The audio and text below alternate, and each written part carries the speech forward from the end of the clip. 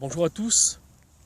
Eh bien, vous qui êtes à l'écoute de cette vidéo, j'aimerais vous dire que vous êtes à la bonne écoute, car j'aurai pour vous un mot de la part du Créateur, de celui qui a fondé le monde, de celui qui a donné sa vie à la croix, de celui qui a franchi le péché, celui qui donne la liberté aux pécheurs, celui qui donne la vie éternelle aux pécheurs privés de la gloire de Dieu, de notre Seigneur Jésus-Christ.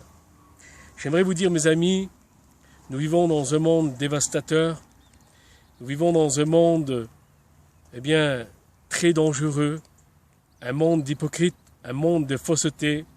Nous vivons dans un monde où il n'y a que l'argent qui compte, et nous vivons dans un monde de violence.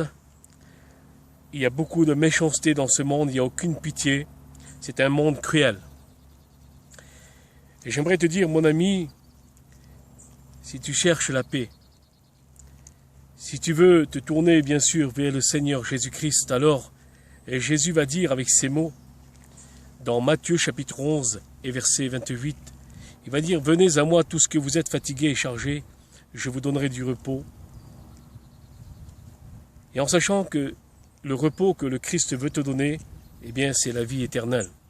Car nous sommes qu'un passage dans ce monde, et nous savons que nous allons tous quitter ce monde un jour ou l'autre, et nous savons que l'enveloppe, c'est-à-dire le corps, périra dans la poussière. Mais en sachant que l'âme qui est en nous est vivante et elle vivra éternellement. Et en sachant qu'il y a deux lieux à passer, nous n'allons pas nous voler la face, on va y aller droit au but, car il est la parole de Dieu, et la parole de Dieu est certaine. Il y a l'enfer, et il y a aussi le royaume céleste, le paradis qu'on appelle. Où passer l'éternité? J'aimerais te dire, mon ami, que Dieu a mis deux chemins devant toi. Il a mis le chemin de la vie éternelle, mais il y a aussi le chemin, c'est la descente à la géhenne. Alors la géhenne, c'est les flammes.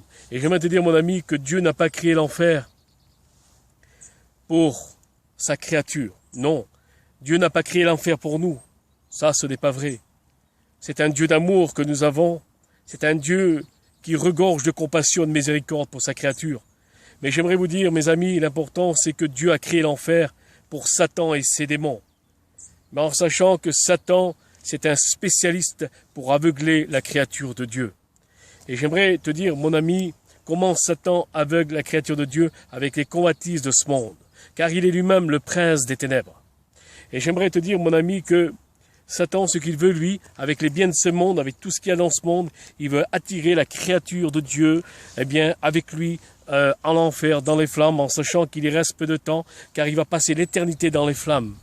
Alors, bien sûr, nous avons un Dieu d'amour, nous avons un Dieu poli, alors il frappe au cœur, il demande s'il peut rentrer dans ton cœur. Maintenant, c'est à toi d'ouvrir. Si tu veux ouvrir ton cœur à Jésus-Christ, voici qu'il va faire sa demeure dans ton cœur, parce que le Saint-Esprit va venir t'habiter et tu deviendras un enfant de Dieu. Tu feras partie, du ciel de gloire. Tu seras un citoyen du ciel, non pas de la terre. Tu marcheras dans ce monde en étant une lumière du Christ pour éclairer les autres.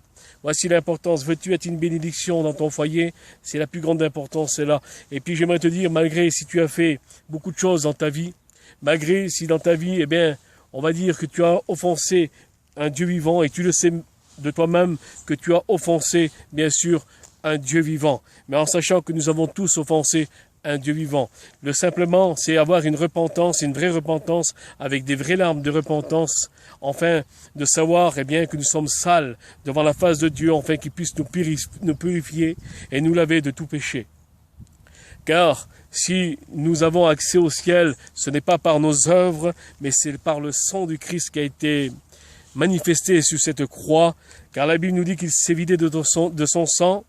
La Bible nous dit qu'il s'est donné gratuitement à la croix, qu'il a payé notre rançon. Alors j'aimerais te dire, mon ami, il y a deux trains, et c'est ça l'importance. Il y a deux trains, il y aura deux voyages après la mort. Et voici l'importance. Alors, quel est ce voyage? Alors, il y aura un train blanc, et il y aura aussi un train noir. Et voici que le train blanc, le ticket du voyage te coûtera rien. Il sera gratuit. Voici l'importance. Alors tu prendras ce ticket c'est le Saint-Esprit que tu auras accepté dans ton cœur. Tu pourras partir ce voyage direction le ciel de gloire, direction la vie éternelle. Voici où c'est que tu iras dans ce train. Maintenant, j'aimerais te parler du train noir. Le train noir, eh bien, j'aimerais te dire, mon ami, qu'il va te coûter très cher. Il va te coûter 666, la marque de la bête, direction la géhenne, direction l'enfer, direction les flammes. À toi de choisir. Voici les deux chemins que tu as devant toi. Choisis le bon chemin, la vie éternelle, c'est-à-dire le Saint-Esprit. Christ demande au Seigneur qu'il puisse se manifester, eh bien, dans ton cœur, afin que tu sois transformé, que tu sois une nouvelle créature, une nouvelle nature en Christ, car il est dit dans la parole de Dieu qu'il n'y a plus de condamnation pour celui qui est en Christ. J'aimerais te dire, mon ami, malgré dans quel péché tu te trouves, il est écrit dans 1 Samuel, chapitre 2, verset 8, de la poussière je retire le pauvre, du fumier je relève, eh bien, le faible pour le faire asseoir avec les grands dans les cieux.